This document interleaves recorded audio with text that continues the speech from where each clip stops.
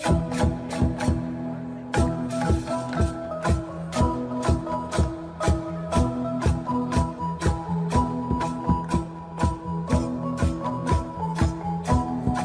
new free ni bị bằng vài in sang khắp những hàng làm đắt đi có lại giật lê vừa đắt có lại mạ pro bình đuổi tổ chứ này Thái Lan này lại nhầm mò tuần rồi mong bẹ nó lại này mà mòm đung đi có lại giật lê rẽ bình tổ chứ tổ chẳng mang cặp pro keng chặt tạch nhau bẹ đoạn hí bởi này chứ Thái Lan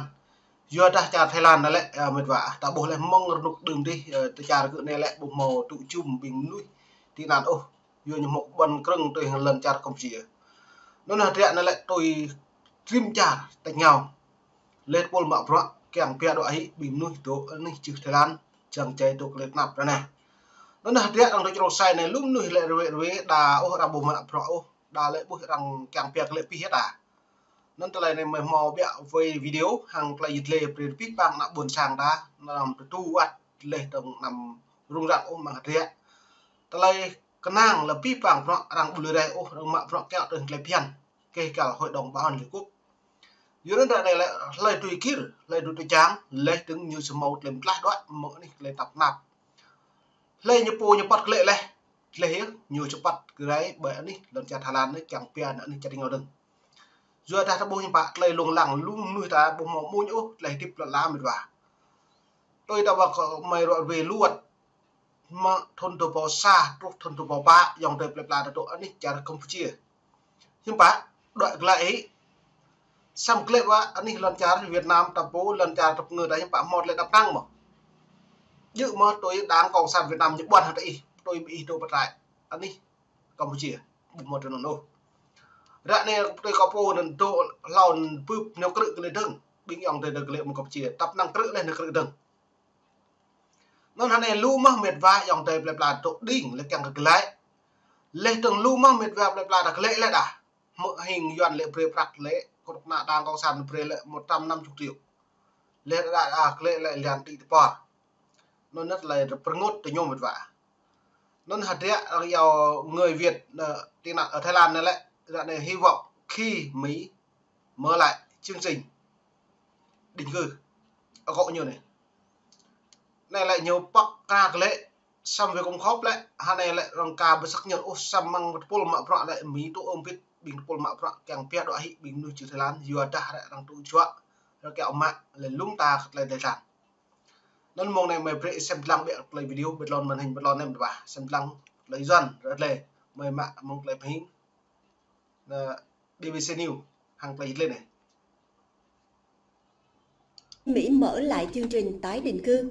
sau khi tòa án liên bang Hoa Kỳ nêu yêu cầu chính quyền Mỹ thu hồi lệnh đình chỉ chương trình tái định cư, thì nhiều người Việt tị nạn tại Thái Lan đã hy vọng sẽ sớm có cơ hội đến Mỹ. Lệnh đình chỉ này được ban hành trước đó theo quyết định của chính quyền Trump, nhưng đã bị kiện bởi 4 tổ chức tái định cư cùng 9 người tị nạn. Theo tin của Đài Á Châu Tự Do RFA, thì tiến sĩ Nguyễn Đình Thắng là giám đốc điều hành tổ chức PPSOS cho biết là chương trình Welcome Corps vẫn chưa được xác nhận mở lại, nhưng những hồ sơ đã được tiếp nhận trước đây sẽ tiếp tục được xem xét. Welcome Corps là chương trình do Bộ Ngoại giao Hoa Kỳ thành lập vào năm 2023, cho phép công dân Mỹ bảo trợ người tị nạn. Và theo PPSOS, thì đến ngày 7 tháng 3, Sở Di trú Mỹ đã xét duyệt 574 hồ sơ tị nạn.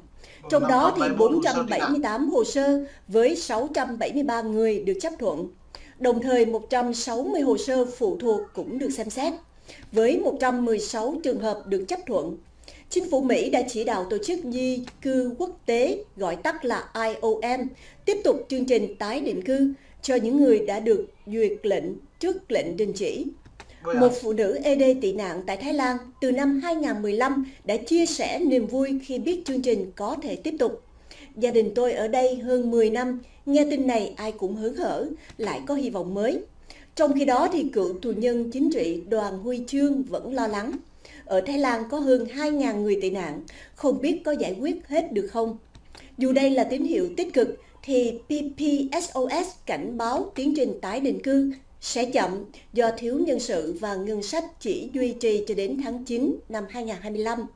Tổ chức này khuyến cáo người tị nạn tìm kiếm cơ hội tái định cư ở các nước khác như là Canada, Úc và New Zealand. Người Việt tị nạn tại Thái Lan hy vọng khi Mỹ mở lại chương trình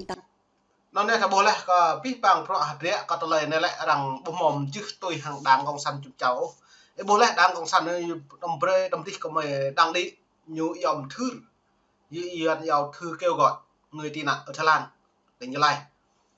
nông từ này lại nhiều thao lau lấy hadria có pro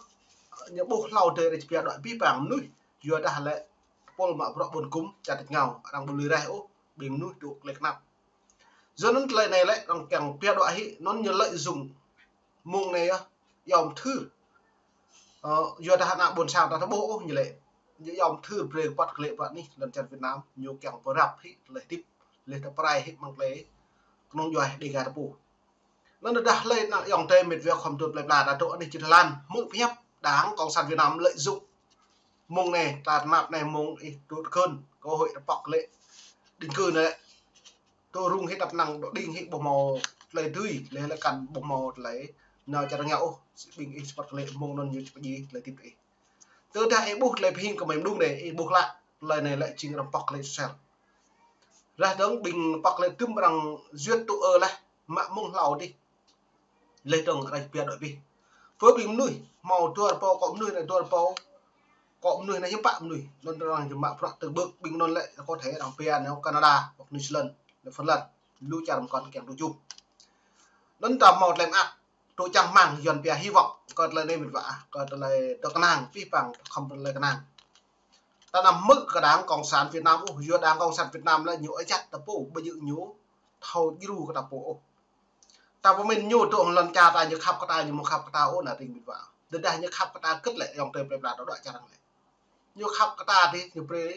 ta phi bằng một lần ngay lần lại những mồm mắt lại đạo nhiều việc lên ngay mức nó cắt nhiều cả xem như bạn ra đây đạo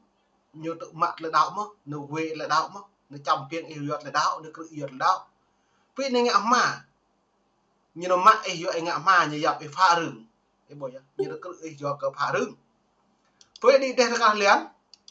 đi đây ta liền như bạn nhiều lệ tham gia giao thông bộ mò này làm á xa đoàn một rọ đốn xa đoàn lộc tệ pi với mạng kéo càng mạng dục mạng sớ vừa sang nội nhiều lệ phá rừng mà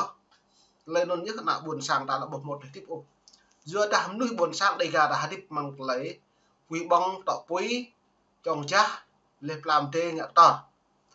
xem mà ta nó buồn sang lại như mà tôi tiếp ta lại tôi hàng doan như lại to thầu sự nè tôi bình doan Hà Nội như là mạ cán đấy giờ